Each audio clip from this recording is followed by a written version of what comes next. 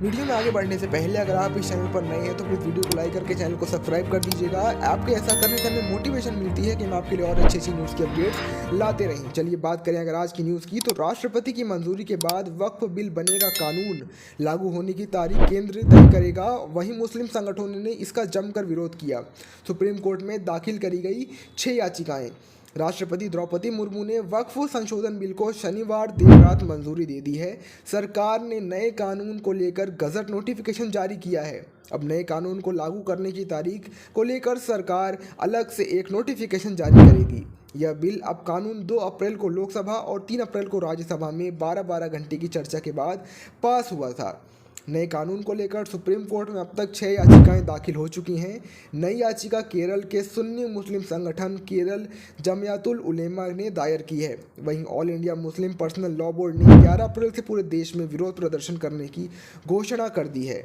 इससे पहले कांग्रेस सांसद मोहम्मद जावेद, आमीम प्रमुख असदुद्दीन ओवैसी, आप विधायक अहमदुल्ला खान, सिविल राइट्स संगठन association for protection of civil rights और जमीयत उलेमा हिंद के अध्यक्ष मौलाना अशीद मदनी अलग अलग याचिका लगा चुके हैं। उनकी इन सब याचिकाओं का विरोध करते हुए केंद्रीय मंत्री किरण रिजिजू ने कहा कि इस कानून का उद्देश्य वक्फ संपत्तियों में हो रहे पक्षपात, दुरुपयोग और अतिक्रमण को रोकना है। इस बिल को राज्यसभा में 128 सदस्यों ने समर्थन दिया था, जबकि 95 ने इसका विरोध किया था। वहीं लोकसभा में यह बिल 2 अप्रैल की आधी रात को पारित हुआ था। इस दौरान 288 सांसदों ने समर्थन में और 232 ने विरोध में वोट डाले थे। वहीं दूसरी तरफ all India Muslim personal law board ने शनिवार शाम को वक्फ बिल के विरोध में 2 पेज का लेटर जारी किया। उन्होंने कहा कि हम सभी धार्मिक, सामुदायिक और आर्थिक सामाजिक संगठनों के साथ मिलकर राष्ट्रव्यापी आंदोलन करेंगे। यह अभियान अब तक जारी रहेगा जब तक संशोधन पूरी तरह से निरस्त नहीं हो जाता। All India Muslim personal law board ने कहा कि वक्फ संशोधन बिल इस्लामी मूल्यों, धर्मों और शरीयत, धार्मिक सांस्कृतिक स्वतंत्रता, संप्रदाय सद्भाव के भारतीय संविधान और आधारभूत ढांचे पर गंभीर हमला है। वहीं इसके तुरंत बाद वक्फ संशोधन बिल के खिलाफ सुप्रीम कोर्ट में तीसरी याचिका दाखिल की गई। शनिवार को आप विधायक अमानतुल्लाह खान ने बिल के विरोध में सुप्रीम कोर्ट में याचिका लगाई। इसके पहले शुक्रवार को सुप्रीम कोर्ट में 2 याचिकाएं लगाई गई थी। बिहार के किशनगंज के कांग्रेस सांसद मोहम्मद जावेद और आमीम सांसद असदुद्दीन ओवैसी ने यह याचिका लगाई है। राज्यसभा से गुरुवार को बिल पास होने के बाद कांग्रेस सांसद जयराम रमेश ने कहा था कि कांग्रेस सुप्रीम कोर्ट तक जाएगी। तमिलनाडु की डीएमके ने भी यह याचिका लगाने की बात कही है।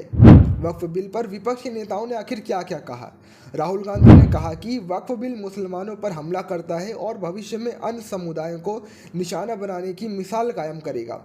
बिल पास होने के बाद आरएसएस ने अब कैथोलिक चर्च की ज़मीन को फोकस कर लिया है। आरएसएस को अपना ध्यान ईसाइयों की ओर मोड़ने से ज़्यादा समय नहीं लगेगा। वो बहुत जल्दी ईसाइयों की ज़मीनों पर भी कब्जा करना शुरू कर देंगे। संविधान ही एकमात्र ढाल है जो हमारे लोगों को ऐसे हमलों से बचाता है और इसकी रक्षा करना हमारा सामूहिक कर्तव्य है। वहीं कांग्रेस अध्यक्ष मर्जिकुल्ला खड़गे ने कहा कि सरकार का इरादा ठीक नहीं है। वक्फ लैंड किसको देंगे या सामने अभी तक नहीं आया है। व्यापारियों को देंगे, मुझे पता नहीं। अंबानी अडानी जैसे लोगों को खिलाएंगे, मुझे पता नहीं। मैं गृह मंत्री से अपील करूंगा कि आप इसे वापस ले लें। इसे प्रोटेंशियस इशू ना बनाएं। मुसलमानों के लिए ये अच्छा नहीं है और ये संविधान के भी खिलाफ है। वहीं पीडीपी प्रमुख महबूबा मुफ्ती ने कहा कि ऐसा नहीं होना चाहिए। यह अल्पसंख्यकों मुसलमानों की संस्था है और इसे इस तरह बुलडोजर करना और राज्यसभा में पारित कराना, मैं समझती हूँ कि यह डाका डालने के बराबर है, जो बहुत गलत है, जो कि नहीं होना चाहिए।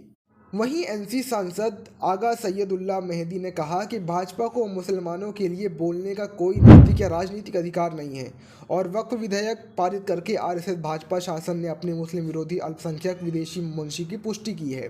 आज भारत में क्रूर बहुसंख्यावाद के अंधेरे युग में चल रहा है, जहां अल्पसंख्यक हितों को दरवाज़ा दिखाया जा रहा है। और इसी के साथ वक्फ बिल पास हो चुका है और हर एक नेता ने अपने अपने हिसाब से अपनी अपनी प्रतिक्रिया दी है।